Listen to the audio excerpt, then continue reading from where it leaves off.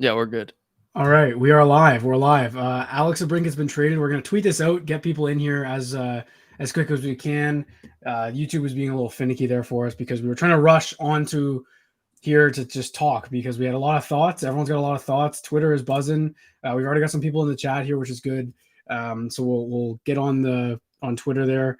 Uh, obviously a lot to talk about. We're not going to get going here for everyone who's kind of chilling in here.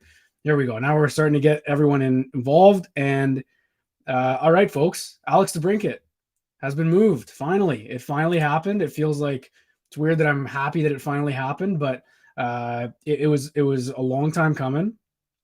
And yeah, so Brennan, look, there's so many different angles to take at this deal. We've got how does it work with the cap now? They've got a bit of room to do stuff. They add a roster player, a prospect, conditional first, fourth. I'm just going to ask you right away, what were your initial thoughts? Just boom. I know we were kind of hearts were racing, just trying to figure everything out. But what were your initial thoughts as you found out the full return? Yeah. So I'm not disappointed, but I'm also not super happy. Like I'm kind of just neutral here. I think that's what a lot of people are feeling.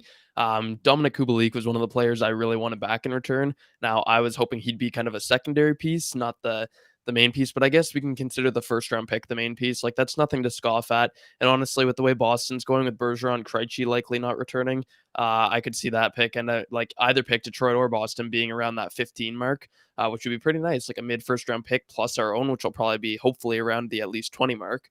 Like they could really pipe their pipeline up next year, right? So Kubalik is someone who is going to help right now. And honestly, as much as I love some of the other players, Kubalik is just an excellent fit on this team.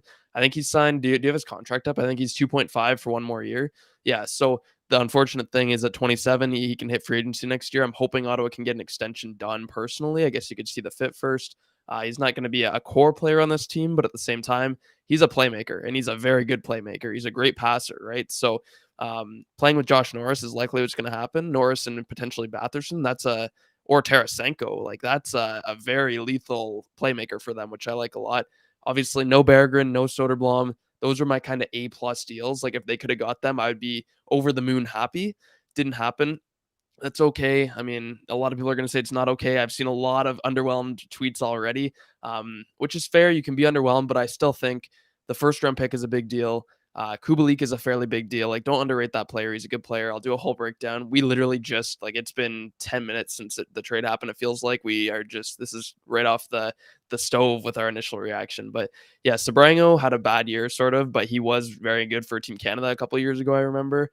And then the fourth round pick, obviously another pick. So I think Ottawa gets some valuable assets, which is what we wanted. However, I think to make this a good move for Pierre Doria, right now for me, it's neutral. To make it good, I think they need to sign Tarasenko. And then that kind of is part of this deal in my mind, right? Like, so what were your thoughts? You go ahead. I'll start advertising the stream here, but we're up to 100 viewers. So that's awesome. Yeah, again, thanks everyone for joining in. And we just hit 600 subscribers just as this whole thing was breaking, which is awesome. We're climbing, trying to hit 1,000 before the season starts. Well on our way there. Yeah, look, I like Kubalik, I do, and I was with you. I wanted maybe a secondary piece, right? I wanted um, them to, if they were going to move to Brinket, and especially to Detroit. Detroit has a ton of candidates where you could get two guys who could fit in your middle nine, or sorry, your top nine, middle six kind of players. They got one. Kubalik is a top nine player. He'll play on that third line probably. He can be versatile. You can put him with Norris and Batherson and expect stuff. Like I like the makeup already of a Kubalik, Joseph, Pinto line if that's the way it stays. Like I like that.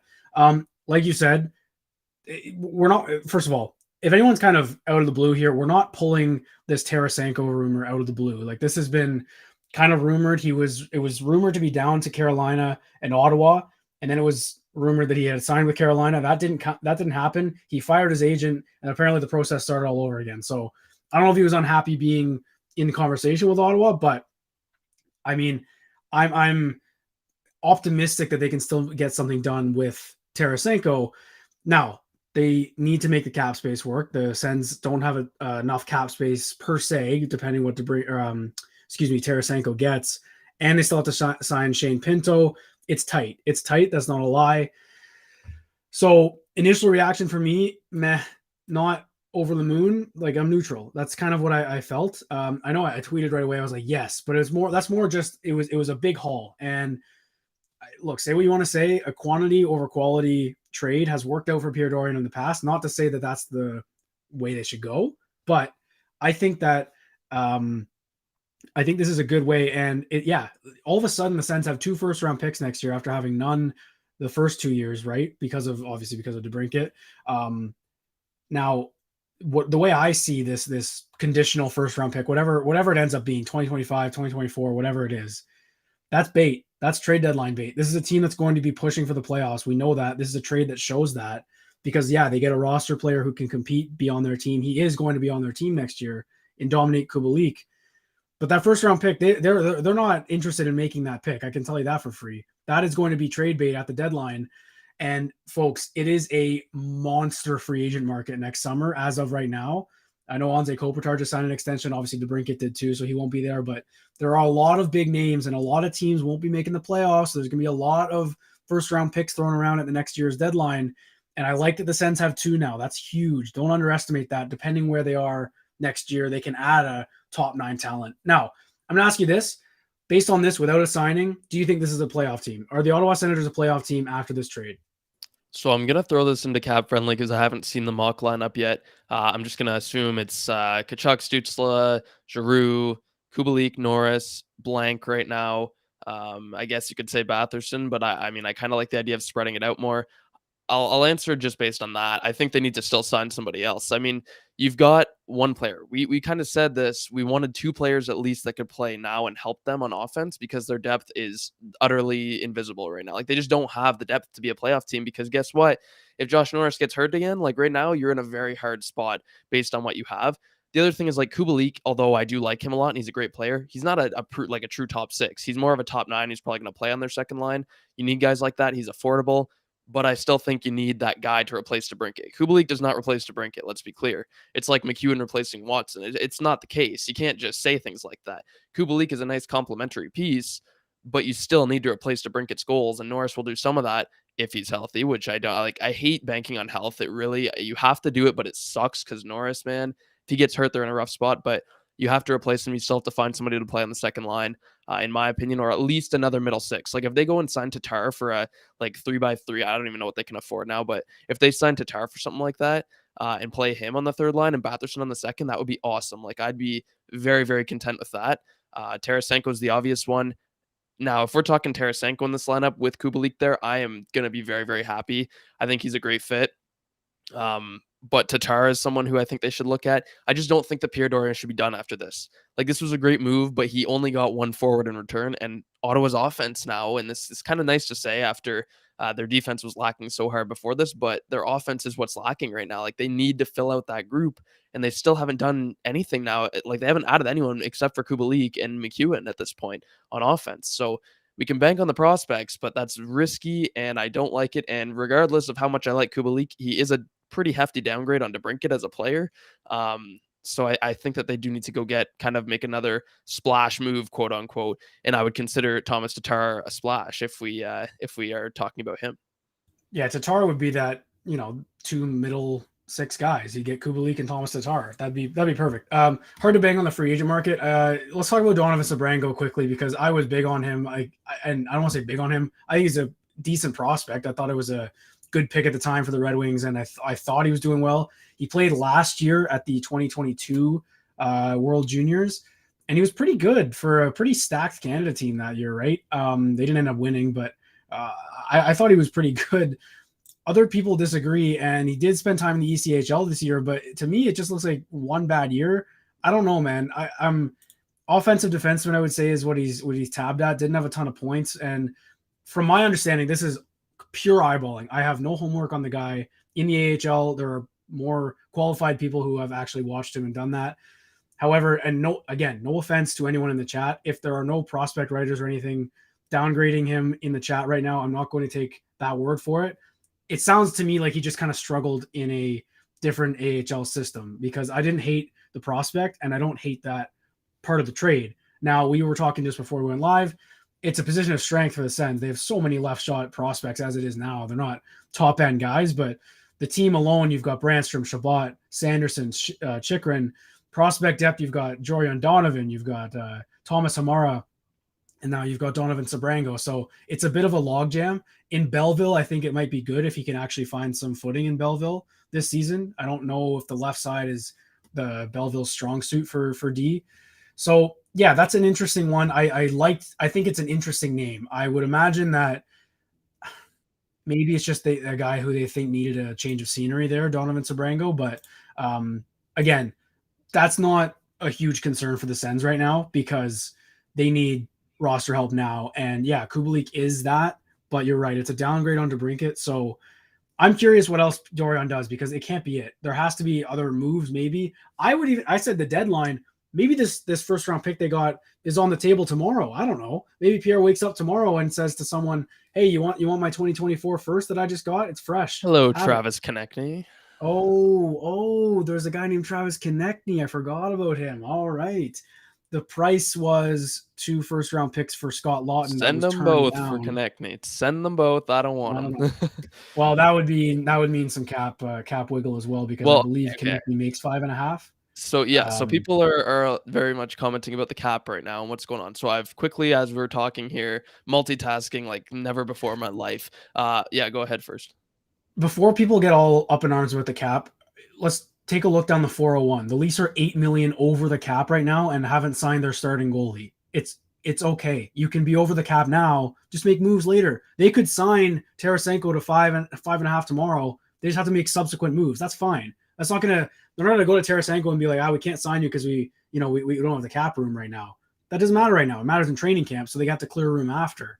But I don't buy that they couldn't sign him now because they can. It's just up to whether or not they can get it done.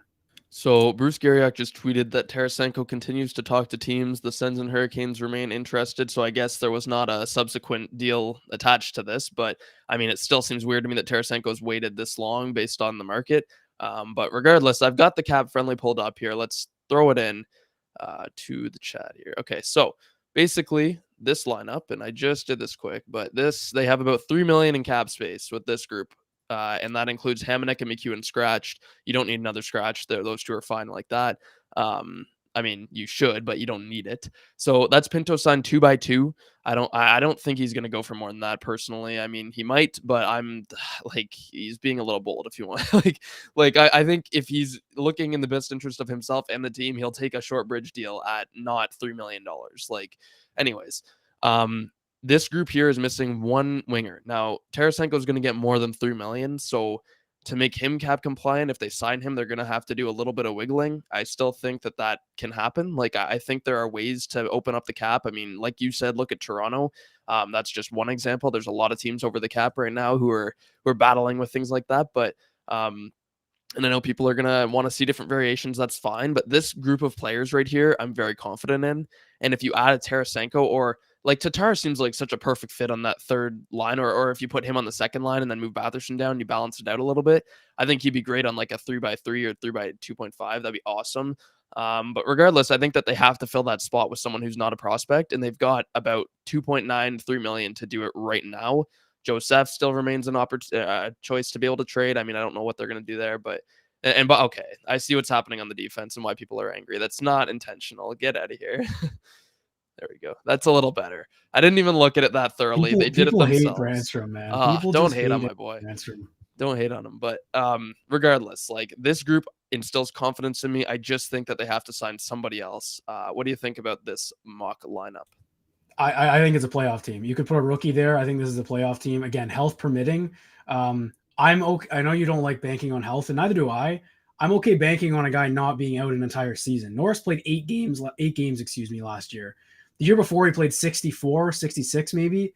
I consider that healthy. Yeah, he was out for an extended period of time, but he's still in the lineup for a vast majority of their games, 75% of their games. I think that's considered healthy to me. Tim Stützle missed 4 games this year. I think they had maybe 4 or 5 players play all 82. It was Pinto, Tkachuk, Giroux, Batherson, and then one of the defensemen maybe played all 82. But that's rare, I think, right? So it's just major injuries, and yeah, you don't want to bank on that not happening because it does happen to every team. But as it stands right now, healthy, I think this is a playoff team in the Atlantic Division, and I would challenge anyone on that. I think the Sens are better than the Red Wings, even after that deal. I talked about it last night on Twitter. I think if DeBrincat, I think DeBrincat's the best forward on the Red Wings right now, and DeBrincat was clearly last season, even at his peak, probably not the probably the third best forward on this team, based on Kachuk and Stützle. I think he could be better than Giroux next season, but that like he's not the top player on this team. So by just judging that alone, the Sens are over the Red Wings still after that deal. Yeah, so I like it. You're right though. They do need. I would not hate them signing another player who can play in their top nine. Tatar, Tarasenko, trading for Konechny. I don't know if we have any Flyers fans just watching right now for some reason, and if you are, welcome. We're happy to have you. Do you think Tyler Boucher and a couple first round picks, conditional first round pick, would be good enough for Konechny and or Lawton to combine? Like, I don't know, man. I would love Travis Konechny. He would be so perfect, but that's not nothing. I think I completely forgot about Travis Konechny, and I think that's a good. And look, that's a guy you don't even need to add now. That can be a deadline addition, right? The Sens did it this year. What does Konechny have? 2 years left on his deal now because we're into next season officially. The Sens did the exact same thing with Jacob Chikrin. He was rumored on the trade block all season on a bad rebuilding team, wanted out. Not saying Konechny does, but he wanted out, and then at the deadline, the Sens get him, and now he's here for the next 2 years. I can see the exact same thing happening at next year's deadline with Travis Konechny. He'd be a perfect addition in that top six, bottom, middle six there. So, but until then, I do think that this team could survive with throwing a prospect there, Joseph. Like I don't hate it because I don't think the fourth line can be as bad as it was, if that makes sense. If you put Joseph on the third line and then you throw, I don't know, like name a prospect for me, Sokolov, Yarventi, anyone you want to name on that fourth line because they might not have a choice. I like it. Yeah, there we go. We got all the prospects right there. Smekal, again, we got to see some of these guys. Boko Imama, I love that. I'd be a great piece. Like it's cheap players because we mentioned this a while ago, right? A lot of their entry level deals or cheap AHL signings with their top prospects are for around 850K. They're not the max, which is important, right? You save that $50,000 on a player like that. So I have confidence in this lineup when healthy, but we need them to make moves when they aren't healthy. They didn't make any moves last year. They didn't make any moves during the year to adjust, and good teams do that. That's how they make the playoffs. Yeah, I completely agree. That's so interesting about the pick being trade bait at the deadline. I hadn't even thought of that originally. I mean, the Sens should be buyers this year, right? Like, if they're not buyers, then Pierre Dorion and DJ Smith are out the door. So, it's really playoffs or bust this year. And now I've got the chart looking at all of our prospects. It's a mess, but yeah, I mean, it's playoffs or bust, and if this trade, and I tweeted this before it happened, if this trade doesn't work out, like this is Pierre Dorion, his job is on the line. Like this is kind of what we've been saying is that this trade is going to, like Dorion's future kind of relies on it because if this team is not as good this year or regresses or doesn't make the playoffs because obviously they lost a premium player. I mean, it falls on Pierre for making this deal, and you're betting on Kubalik, and now you're betting on if they sign somebody, or you're betting on the two-way guys you signed, or the prospects stepping up. Whatever they're betting on, like they better be pretty confident because their jobs are heavily on the line here. I know Anlauer's looked pretty happy alongside them at the development camp and stuff, but like don't kid yourselves. Their jobs are on the line this year. This is still a tryout, and this was a major move. I will ask you. So, how do you feel now about the DeBrincat trade overall? Like going back to a year ago, they gave up Kevin Krasinski, the 7th overall pick, and then they gave up a second and a third. Like what are your overall thoughts on that now? Would you do it again? And then it ends up being the situation like now that you know how it played out, would you do it again? And what were your thoughts? I think there's two sides to this. There's two questions, right? Did they recoup the value, and would you do it again? The first one, I don't think they recouped the value. I think this is less value than they traded away. And I mean, obviously, it could be a first overall pick for all we know. It's the future. We saw how that turned out with Tim Stützle. That's why he's an Ottawa Senator, right? Conditional first can always be slippery, but I don't know. I mean, I would do it again. I would because I think back a year ago, we were maybe not a year ago, last March when they were out of the playoffs. We were saying they need to do something. Something has to happen, and then boom, Pierre Dorion moves 7th overall, 39th overall for Alex DeBrincat. it was a home run. It was a home run at the time, just time wise, it made sense, blah, blah, blah. This season, even, he made them a dangerous team, more dangerous than they were the year before. They had a second line with a superstar on it, or a star player, if you want to call him that. And I think based on what they got out of him last year, even though it was a down year for him, he has set a career high in assists. He was part of one of the best power plays in the NHL. I do it again. I do it again. And if not for the stuff on the ice, if not for what you get in return and what you can do with the space, then to show the fan base that you needed to do something and you did it, and it made everyone buy back in. Think of all last year. Look, DeBrincat was the first domino. Then they signed Norris to an extension. They signed Claude Giroux. I don't think Claude Giroux comes home if they don't make that trade for DeBrincat, and I'm legitimately serious about that. I think he might have taken less money to stay in Florida. I'm not, and I don't think that's crazy. I think absolutely. I think Claude Giroux came to Ottawa because Dorion made a move like that for DeBrincat. It showed that he was ready to compete. So if that's the trade-off, if that's part of the return in Claude Giroux, or the appeal to sign Claude Giroux, I'd do it 10 out of 10 times. I'd absolutely do that again. Would you rather Kevin Korchinski and whoever they picked? Not that the Sens would have picked him, but prospects are willing. Like, the Sens don't need prospects anymore. So we're talking about trading this pick that they just acquired, right? Yeah, I mean, I agree. Like, I would do it again too. I think that the whole buying in thing was the main point there that you said, because yeah, Claude, I think he actually referenced when he signed. Like, I'm pretty sure he said they showed with the moves they made this summer that they want to compete and be serious. Because, like, not to mince words, but the Sens were the laughing stock for like 5 years. I mean, they under Melnick, like, I hate to say it, but they just weren't competitive. Like, they weren't serious. People did not take them seriously outside of the organization. Acquiring DeBrincat proved that they were serious. It proved that they are willing to spend money. It proved that they are willing to, make the move that matters. And now, obviously, DeBrincat, and we can talk about kind of him too, and him. I don't want to say.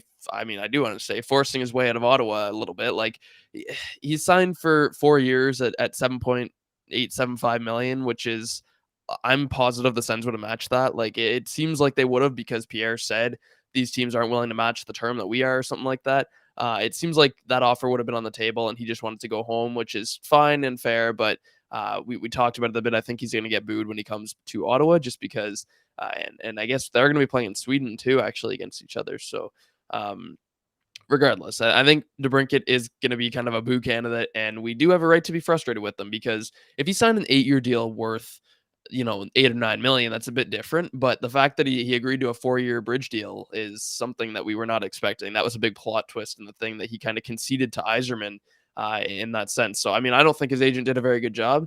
But like you said, I would make the deal again. And seventh overall is valuable, but at this point, and it's ironic because we have to be happy about the pick in this deal too. But at this point, like, it's about winning, right? It's about winning now. We can't be waiting 3-4 years for a prospect. So hopefully Pierre can kind of flip at least one of our picks next year, and get us, like, if we're close to the playoffs, he's got to do that, and find a player on the market. With all the free agents, like you said, the market at the deadline is going to be just booming. There's going to be tons of players who could help the team. So I'm interested to see what Pierre's plan is here, but I think the next couple of days is going to be interesting too, because Tarasenko has been pretty heavily linked and would be kind of the chef's kiss to this lineup in my mind. So yeah, let's see what happens. What makes me excited too, and just before we keep going here, we have 280 people here watching. Everyone, thank you for joining us. We're not wrapping up by any means. We'll keep it rolling here, but if you have a second, leave a like and subscribe to the Everyday Sens YouTube channel, which you are watching on right now. You can also just subscribe to everydaysens.com for written content and more highlight analysis, deep analysis about everything. We will certainly have stuff up about all of this. Look, what's interesting to me is, yeah, the narrative flipped on DeBrincat when they traded for him last summer. The narrative on the teams flipped. Players wanted to come here. It was a much, much different vibe after they made that deal. It's crazy now, too, a guy who wanted to go home, essentially do what Claude Giroux did, to be honest, and kind of follow his footsteps, short-term deal in your hometown. It's interesting, right? And I'm not saying it's wrong, but the narrative for fans has just drastically changed with a player who doesn't want to be here, with the culture that's been built under Brady and Shabbat and Stutzel and all these guys who have signed long-term and have wanted to be here.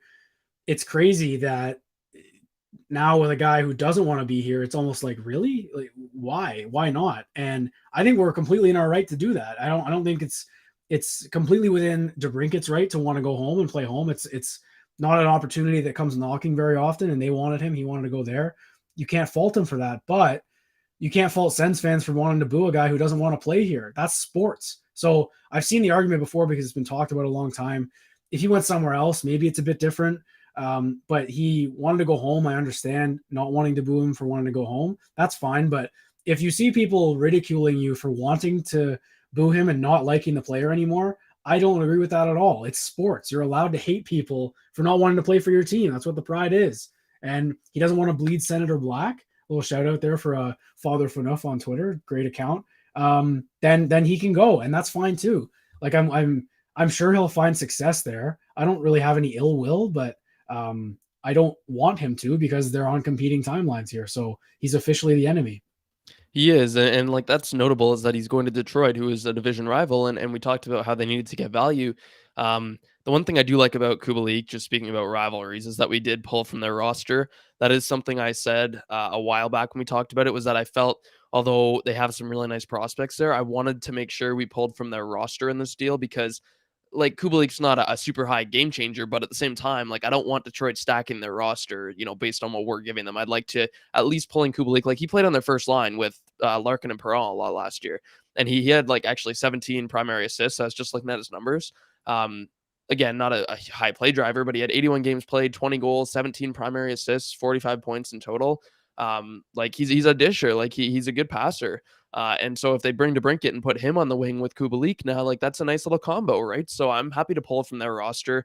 I still don't think Detroit has improved that much. Like I'm sorry, Detroit fans that are listening. I've seen a few of you in the chat. Respect, like I like the respect because it has not been that way on Twitter, mutually, myself included. But like I respect the deal. It's a fine deal. You guys can be really happy with the Brinket. I wanted to keep him. I'm not even trying to like harp on him as a player. The situation sucks, but I would like to keep the Brinket. Great player. At the same time, I don't think Detroit is miles ahead now that they've gotten him, and especially because it's only for 4 years. Like he's going to be 29. So at 29, if he's demanding an 8-year deal again, like you're going to screw yourselves with that deal. So Detroit, I think they got better in this deal, but I don't think that they're like suddenly ahead of Ottawa. You know what I mean? Like Ottawa's core is still in place and still looks damn good. And the thing I like about Kubalik, and I'm all over the place, but the thing I like about Kubalik is that he's affordable. He can leave in a year, yes, but you could sign him at the end of this year for probably like it depends how he does this year, but you could sign him for 2 to 3 million for 3 years. Like you can get him on a very good deal and affordable in the lineup, similar to like Joseph's deal, but he's a better player and he provides a lot more than Joseph does. So that is one aspect to Kubalik that I like, and I also think he's perfect with Josh Norris compared to DeBrincat. But again, I think both teams kind of had their perks to this deal. Like, do you think Detroit really improved significantly by acquiring DeBrincat? Do you think that was the right move for them, based on their kind of timeline and their contract situation with a lot of bridge deals here? Sure. Yeah, I think so. We've both said DeBrincat's going to score 40 somewhere. I said I would be surprised if he does it in Detroit next year, but I also wouldn't. He's a 40 goal scorer and he will score more. How many posts did he hit this year? It was crazy. So I've got a couple things here. Something on Donovan Sabrango. We'll go back to the prospect from Beer League Chump on Twitter. He's Eiserman Season, obviously a Red Wings account. Really good following, actually. And I'll read what he said. He said, "For my Sens mutuals, Sabrango is a legit NHL prospect. He's not going to be a guy who produces a ton of offense." Here we go. "But he's a solid defensive defender who is skilled enough to move the puck, also very feisty. You're going to love him if you take that time to watch him this year." Say less. Say less. We don't need another offensive defenseman. That's perfect. That is perfect. And I like that. So all the people lighting up that he was in the ECHL, I don't care. I could care less. The Sens have a good eye for prospects, and that can't really be debated. So I think that's a great addition. So here's another thing that I wanted to mention. Kubalik, I've got his hockey DB pulled up. I'm doing the classic stat surf. Obviously broke into the NHL, ironically, with the Chicago Blackhawks. He was up for, I don't know if I know he didn't win, but he was up for the Rookie of the Year. I believe he was a finalist that year in Chicago. He had 30 goals in 68 games. Then he went on to score 17 in the 56 game year, the COVID season. He then had 15 goals in 78 games with the Blackhawks. And then this year, his first year in Detroit, he had 20 goals, 25 assists, 45 points in 81 games. They just added another 20 goal scorer in my mind. That's the way I see it. He's on two really terrible Blackhawks teams, doesn't hit 20. It's a 20 goal scorer. And if you can have a 20 goal scorer on your third line, it's pretty good. Pretty good, especially with another 20 goal scorer in Shane Pinto. I like it. I like it a lot. I saw somewhere that he only had 12 even strength goals last year, which is on par with what DeBrincat had actually, which is kind of funny. So again, you're banking on DeBrincat not breaking out for me. The comparison I'm just trying to make there. DeBrincat's obviously a better player, but in terms of value, let's say DeBrincat came back next year and didn't provide extra 5-on-5 offense like we thought he was. Then you're screwed because you've got $8 million tied up in this guy. Instead, you can have Kubalik for 2.5. I think if they had signed Kubalik on his own as a free agent this summer, be a great signing for this deal. Be perfect. It's just a little bit tougher when it's the return for DeBrincat. But look, I think Sebrango is an underrated prospect. I think that tweet there, I'm sure he's polarizing. If you want offense, you're not going to like him that much. But I don't think he's going to make the NHL roster in this year, next year. But it's a prospect. That's what they do. He'll probably be in Belleville this season, and I'm excited. Reading that was good. I needed that to kind of make me feel good about what I said because a year ago at the World Juniors, I thought he was great, and everyone's writing him off just because he got sent down to the ECHL. It's clear that the Red Wings don't have the best development scheme going on. I think that's also fair to say. Yeah, for sure. And Sebrango he's like a very defensive defenseman. He kind of like projects as what we heard about Tyler Clevin, and he's obviously kind of becoming a more two-way guy. But it's like, I mean, hey, a Clevin Sebrango pairing, if one of them plays are offside, that's a nasty third pairing right there. Yeah. So back to Kubalik here. He scored, you said 20 goals and 17 primary assists, 40 points last year in 81 games. He had 12 5v5 goals, 9 5v5 primary assists, and 24 5v5 primary points. Like, he's not going to give you what DeBrincat gave you, but like 12 5v5 goals, you said, like that ranks second on Detroit. I'm just saying they could not score. 15, I think it was Larkin was the only one ahead of him. It was Perron, actually. Larkin only had 9. But yeah, so Kubalik, like, I mean, I personally like him beside Norris. I think he'd do really well with Norris, but regardless, like, he's a guy who is going to be a good middle six player for you. And like I said, the biggest thing about him in my mind is that you can sign him to an affordable deal. I really think that they're going to get him for like a few years at $2 to $3 million, which is a nice deal for a middle six player who's got a couple years of prime left. So yeah, Kubalik, I think it's great. Sebrango, I think, yeah, he's that sort of like that Tyler Clevin mold of being just a brute on the bottom pairing. I do remember him distinctly from the World Juniors too. Like, he really stood out to me there. He had a rough year, but yeah, I think in Belleville he's going to do a little bit better. The first round pick, I think also we need to talk about more because, like, I know we talked about it, but it has to just be noted because Kubalik isn't the splash of this. I think the first round pick is the splash of this. Like, that's the most valuable asset. And I think Boston's due for a big year of regression. We said that last year, but like, I really think they're going to fall off this year. Or yeah, Detroit's still going to be bad, and they are. Like, they both might be bad. And Detroit does not project as a playoff team. So, and like, you know what the beauty of this is, Brennan? They're both in the Atlantic. So the Sens making the playoffs bumps both of them down. Those could be great picks. And they suddenly the games against Boston and Detroit are that much more important because we are going to have one of their picks, right? So, yeah, I mean, I think the first round pick is the splash. I think people are upset about this because they didn't get the splash player. I think Berggren or Soderblom was who everybody wanted, and they didn't get him, and that's a little bit rough. But they did get 4 assets, which is more than I was expecting. Got a little bit of quantity over quality, I think, in this one though, compared to. I mean, again, like, I like Kubalik and I like the pick, but I do think there was a little bit of quantity aspects to this instead of getting the Berggren type. But I'm willing to bet Steve Yzerman set his terms and said, we're not giving you Berggren, we're not giving you Soderblom, and that's that. So I think Pierre Dorion went with what was on the table a little bit here, and he got a fine deal. It's a fine deal. It's not an A+. It's like a B. It's a B level deal in my mind. It's average. Like, that's all it is to me. So the thing for me is let's say it was it was Berggren instead of Kubalik. I think I'd have a different reaction because to me that would be a pivot to looking just for future because Berggren's pretty young. No, he's in his early 20s. Yeah, but he had a pretty good breakout year. But he did, but I think I like Kubalik because he's done it for 4 seasons now. He's now help, and Berggren would be I don't want to say project because he wouldn't be, but he would be a guy you're banking on breaking out even more, right? And maybe that was just a career high for Berggren. You don't even know. So that's my point. Like both of them would have been good. I would have appreciated 2 players for the roster now just to get this free agency stuff out of the way. But if it was going to just be one roster player, I think Kubalik is the right guy. I think he's the right choice just based on what he's done for 4 or 5 years. He's 27, extension possible. I'm not really going to get hung up on that though. Of their forwards now, he is important ones, let's say, in that top 9. He's the only UFA after this season. So it's replaceable. If he has a bad year, move away. If he doesn't, stay, he's not going to fetch you a first round pick next year, I don't think, at the deadline. Maybe he does. Maybe he breaks out if the Sens are bad, but that won't happen. Like they're not going to be. This is going to be a playoff team. It's going to be a playoff atmosphere from day one of training camp. That's going to be the goal and the expectation from everyone. So I think Kubalik makes more sense. Now, cap space is still an issue. I see it going in the chat. Everyone is worried about the cap, and Sens fans, listen, it is okay. Every NHL team is against the cap right now, and a lot of NHL teams aren't finished. It's because of Tarasenko. That's the only real reason. Well, okay, so Carolina and Ottawa were the finalists, and then he fired his agent because it was at the finish line with Carolina, apparently, and he got rid of his agents, so now it's back. So I'd be shocked if he goes back to Carolina anyway.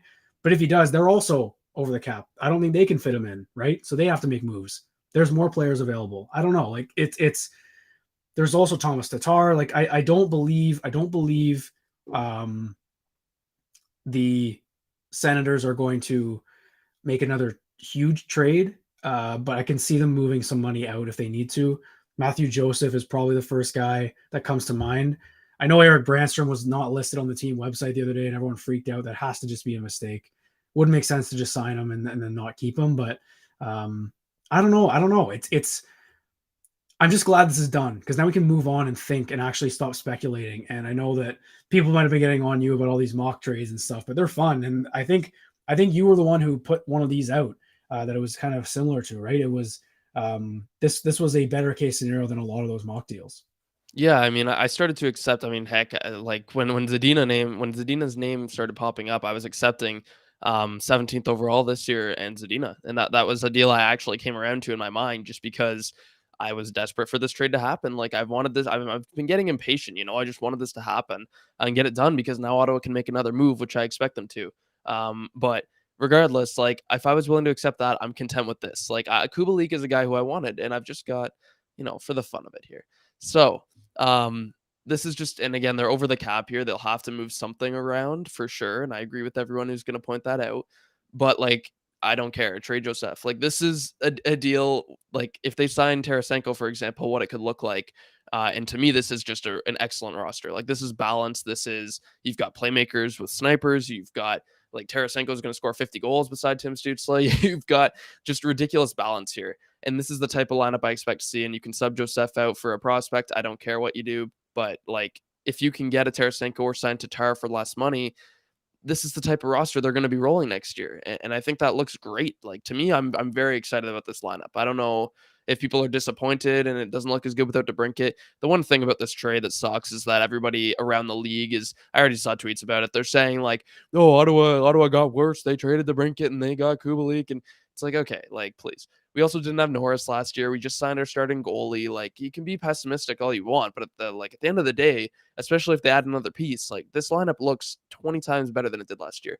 Please, let's not forget that we were rolling out Dylan Gambrell, Patrick Brown, and Austin Watson as our third line half the goddamn year. So anyway, I get riled up about this stuff because people don't understand the impact that injuries had on the team last year, especially. So many players missing. Like we use 7 goaltenders, 7, and let's all just discount that. We just have to put other fans aside, I guess. But regardless, I think I want to hear some just thoughts in the chat here. Like throw some stuff in. We can pull it up and we can keep talking about it. But I'd love to pull up some people's thoughts. Just initial reaction to the trade. Give us what you think and are you disappointed? Are you happy? Is this an average deal? Like what do you think? And yeah, we'll go from there. If you want to keep. You got anything else, Jack? Yeah, man, this is it's just exciting. It's just exciting. We got people saying Korchinski's gonna be better than Sanderson. Like it's just I love Like takes in the chat. I'll tell you for free, he won't be. Jake Sanderson's a stud. I like Korchinski though. I do. Yeah, look, I think this is a perfect mix of we're still trying to win, but also futures, right? Sabrango, 2024 first. I really wonder the 4th round pick. To me, I'm going to go back to when the Sens traded for Travis Hamonic in the first place, and another great quote from Mr. Pierre Dorion. I believe he said Vancouver wanted a 4th, but we didn't have one, so we gave a 3rd. So I wonder if he's just trying to get as many 4ths as he can, maybe to pump that up. But yeah, restocking on draft picks is never a bad idea.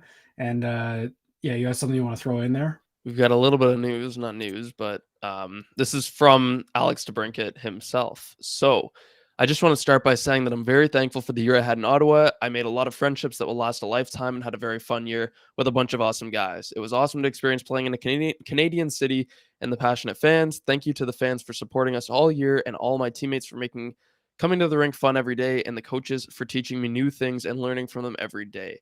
So I feel like I am back in grade 2 doing read-alongs with the class, reading that out. But anyways, yeah, I mean, that's your typical kind of thank you note, I guess. I mean, there's nothing much to it.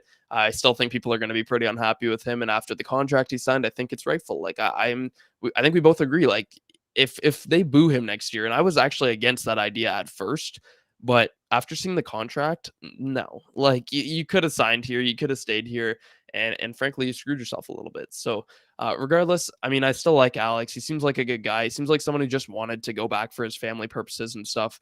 That's fine. It's your choice, but it is also professional sports, and people are going to not like you for it. So I think he knows that. And yeah, what do you think of that little thank you from Alex? Yeah, it seems genuine. I don't doubt Yeah. that it's genuine. It's just like we knew he was going to say that regardless. I do believe it. I like that little part about the coaches at the end though, because there was obviously speculation he didn't like DJ Smith.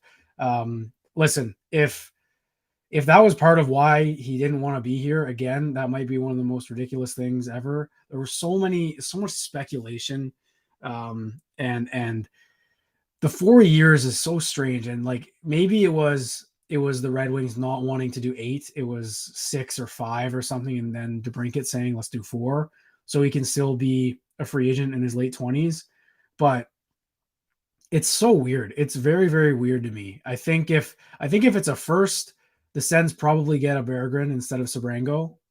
Or sorry, if it's an 8-year deal, I believe that would probably be the case. But yeah, man, this is it's weird. It's weird. He made $9 million in real salary this year. Just the way his contract was structured with Chicago, and then on the 1 year he had it with Ottawa. He made $9 million. He'll be making 8.25 the next 3 years, and then 6.7 on the last year of his current deal with the Red Wings. Look, I know it's not all about money, and at the end of the day, it's still millions, playing hockey, doing what you love. But this guy left millions and millions of dollars on the table to not stay in Ottawa. I believe the Sens offered him 8x8. I would imagine that's what they did, or what they were planning to do, what they were comfortable doing, because I think they had the space to do that. So it's interesting. It's really interesting. I don't have anything more to say on DeBrincat specifically. I think we've said a ton, you and I, especially just this offseason. We started this podcast at end of April, and that was one of the main discussions. Day one, it was what to do with Alex DeBrincat. What are we going to do? So look, we got a lot of stuff going on in the chat right now, which is good. So everyone just throw your, what you want. What do you want the Sens to do next? I know we probably have some non-Sens fans in here, and if you guys want to chime in too, go for it. Just say what you want the Sens to do. Do you want them to make a move if you're impartial? If you're a fan of a rival team, do you want them to just crash and burn like I want your team to? Like, just let me know. Let us know. I'm curious, because I think there's a lot of different things the Sens can do. They can stand pat, wait for the deadline, move a first, bank on the team you have now, which is not a bad idea. Sign Shane Pinto. I don't know what Shane Pinto is going to get. We haven't really talked about that, to be honest, at all. We've maybe mentioned it that he will get pennies based on what they do with DeBrincat, and could be the case still. So what would you give Shane Pinto? I'll go next, but what would you give Shane Pinto tomorrow? What are you sliding over to Mr. Pinto for a contract offer? Mine has always been 2x2. I think you can get him for 2 years at $2 million. And then next summer you're in a good spot with him as well at 2. And then you can re-sign and sign somebody.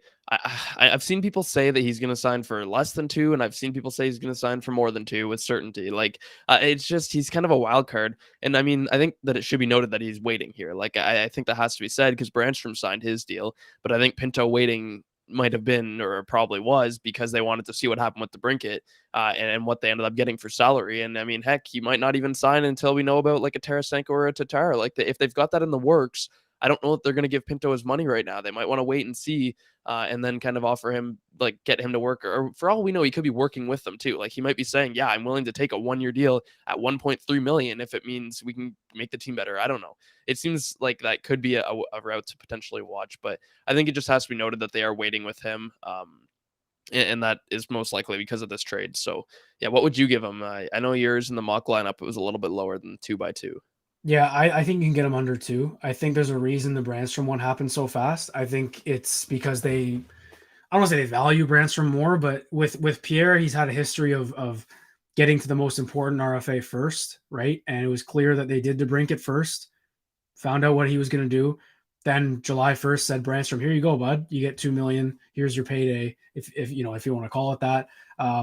It's his biggest contract yet, though. And then I believe Pinto is the next on the list. And I mean, that probably means he's going to get less than 2 in my mind. And again, the Sens have all the leverage. They can say, look, you provided us a lot of value in a second line role that you were kind of thrust into. 20 goals as a rookie is nothing to scoff at. He had a full season, which is important.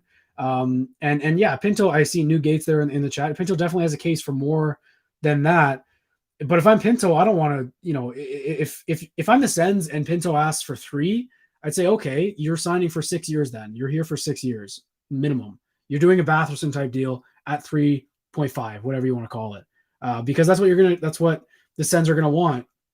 And it's because of the cap. And yeah, it's not super fair to Pinto, but again, he was a younger prospect coming in when this team had already locked up a ton of its top guys.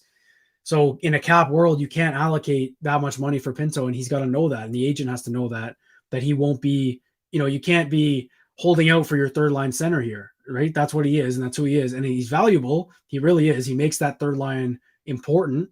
But I think you can get him under 2. Maybe it's a 1-year deal. I don't know because the cap will go way up next season. All of a sudden with no DeBrincat, tons of cap space for next season.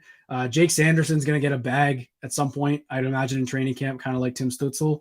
They'll try and get 8x8 done maybe with Sanderson, which is feasible now without a DeBrincat in the picture. So yeah, I like Pinto just under 2, which leaves a little bit of room for Tarasenko still. They might not have to move money. Again, we talked about I've got a note on that too. Okay, I've got something that, yeah, go ahead first. Did it just pop up? Is it breaking news? It's not breaking, but it's something that we hadn't thought of, that we hadn't mentioned, Okay. that'll help the cap. It's if the Leafs buy out Matt Murray, that clears 1.35 million for us, I believe. I love where your mind's going, yeah. Right? And again, in 2 seasons, there's a reason Brandstrom signed a 1-year deal. There's a reason Sanderson's going to get paid so much money. There's a reason that Shane Pinto will probably also sign a 1-year deal. The cap is going way up next season. Tons of free agents next year. Lots of money will be flying around, UFA, RFA, whatever it is. The Senators have cap space going in anyway and money coming off buyout money.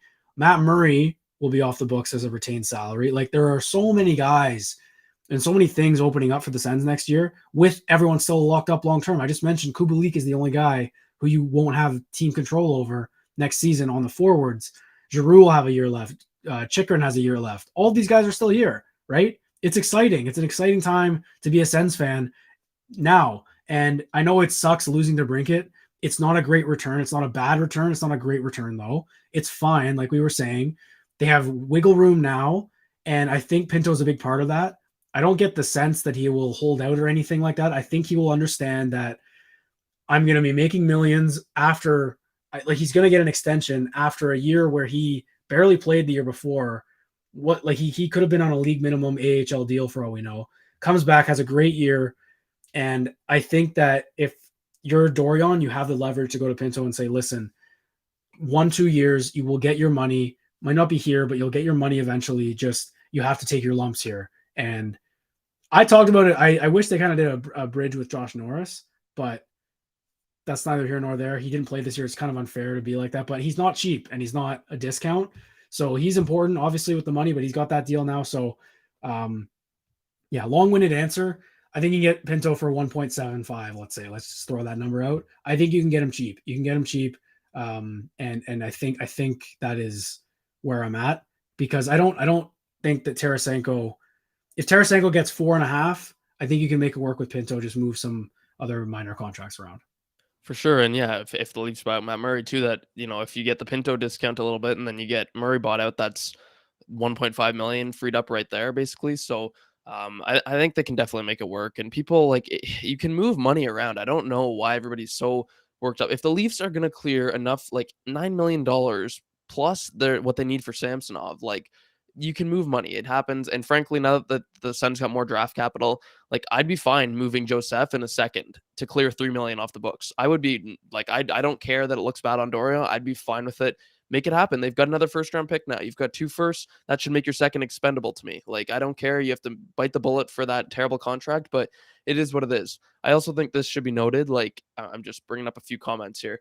Like from Thomas Fitzpatrick, lost offensive power, but added Chikrin and Corpy since last year, so boosted the back end, which was a big issue going into last season. It was, you know why? Because Nikita Zaitsev was playing every night. So, like, if you look at where Ottawa was, and I said the injuries were overlooked, how about the defense? Like, good Lord, man, just getting rid of Nikita Zaitsev is a huge plus in itself, let alone adding a number one defenseman in Jacob Chikrin.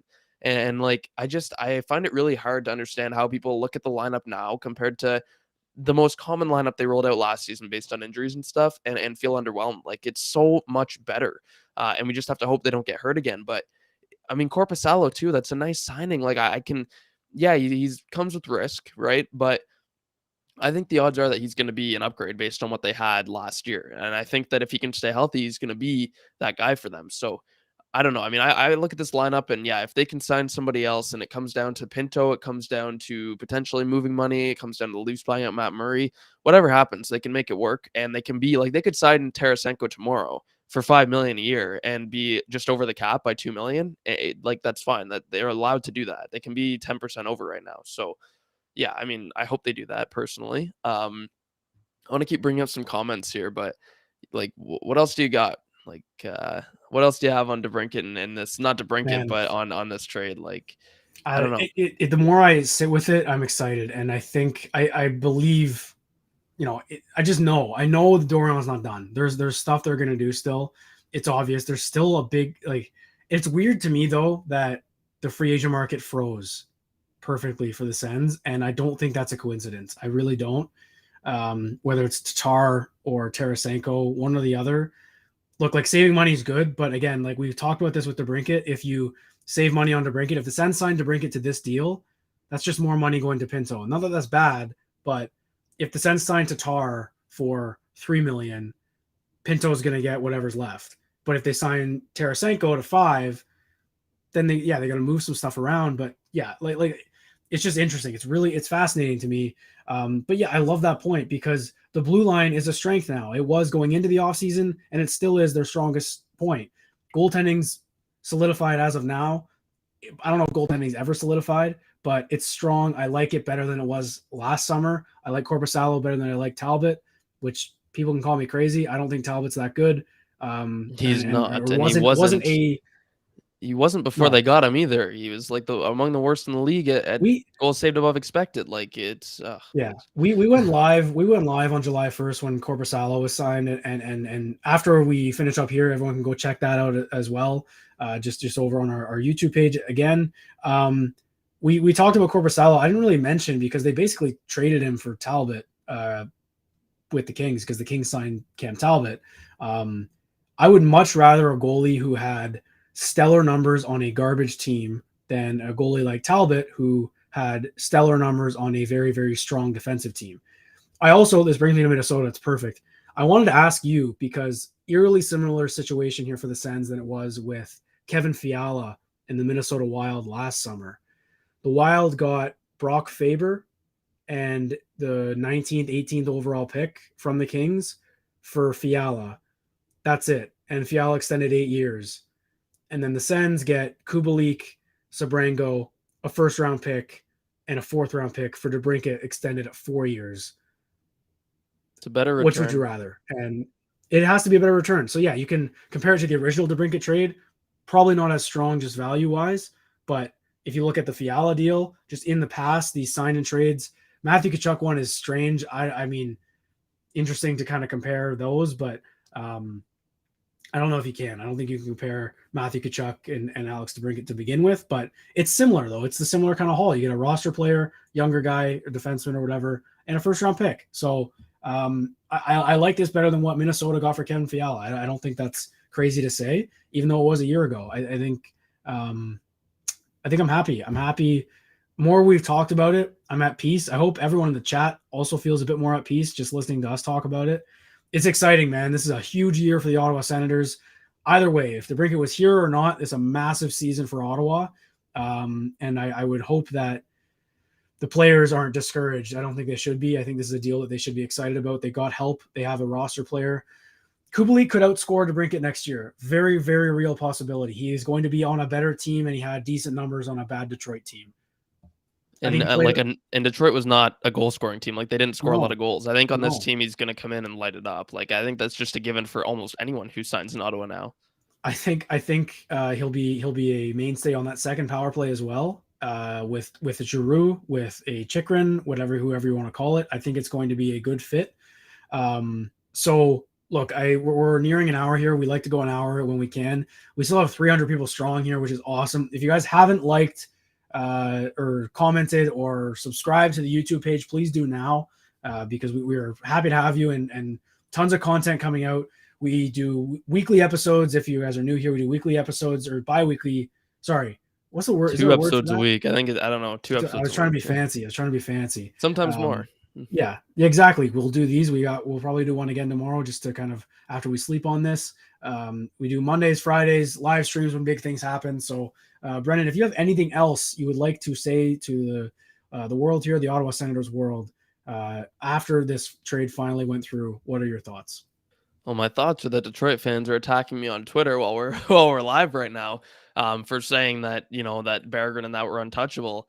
I mean, it's still like I've maintained this whole time that I think Berggren would have been the A+, and for me anyway, just I don't know, I love his upside, I love his game, but just a player like that, a Soderblom, a Carter Mazer would have been an A+, but like this is a B. Like this is still a fine trade. I don't no, Ottawa didn't win the trade. And if we're looking at it right now, you might be able to say Detroit won the trade just based on the contract and the 7.875 million. But I don't know. To me, this is not a lost trade for Ottawa. I think it's a B trade. And I think that whatever they do next as well is going to play a factor in it too. So like I think you can, if they sign Tarasenko or Tatar, you can kind of factor that into this deal and unloading DeBrincat's contract. So I think this is going to be fine. And Ottawa's lineup, I know people are tweeting about it, how they look shallow right now and they need to sign someone else. I agree. I think they need to sign someone, but I think they will sign someone. I think that's part of the plan and part of the reason why Pierre put a rush on this. Like, have we considered that? Why was this so rushed and such a feeling of panic going on this deal if they weren't planning to sign someone else or add someone else? Like, does that not make sense? Am I missing something here? It seems like they could have waited until later in July, but lately they've really upped the ante, in trying to move him. And is it just a coincidence that the free agent market is totally frozen since they've kind of upped the ante? And since they were talking to Tarasenko, to me, it seems like it's not a coincidence. So we'll see what happens. But yeah, other than that, I'm going to do a very large article on everydaysens.com for anyone who wants to read it. Obviously your subscription helps us completely run this and everything else, but that'll be up hopefully tomorrow. And yeah, we can do a pod tomorrow again after we sleep on it. I think we'll have some more opinions. There's going to be a lot of stuff on Twitter. Maybe we'll know something else about their plans. A Sunday night is an interesting time to break a trade like this, but yeah, I'm good. So thanks everyone for tuning in. I mean, 300 pretty strong the whole time and even more than that. So that's awesome. Our goal is to get to 1,000 subs by training camp or opening night. So yeah, thank you guys. Yeah, we're certainly well on our way there. I think originally I was saying by the end of 2023, and then we skyrocketed a bit, which is awesome. So again, we thank everyone. At a glance, again, if you are just joining and for some reason, anyway, we'll recap here. The Senators signed Alex DeBrincat. I don't believe it was a sign and trade. It sounds like he just signed with Detroit. Detroit signed him, yeah. Which again, that doesn't matter. I think those were blown out of proportion a little bit. So Detroit signs Alex DeBrincat to a 4-year, $7.875 million annual average value contract on a 4-year deal for DeBrincat, the 25-year-old. And the Sens get in return Dominic Kubalik with 1 year left at $2.5 million. Donovan Sebrango, a 21-year-old prospect who is a Canadian, and we'll dive into Sebrango. I think we can talk about him a bit more tomorrow.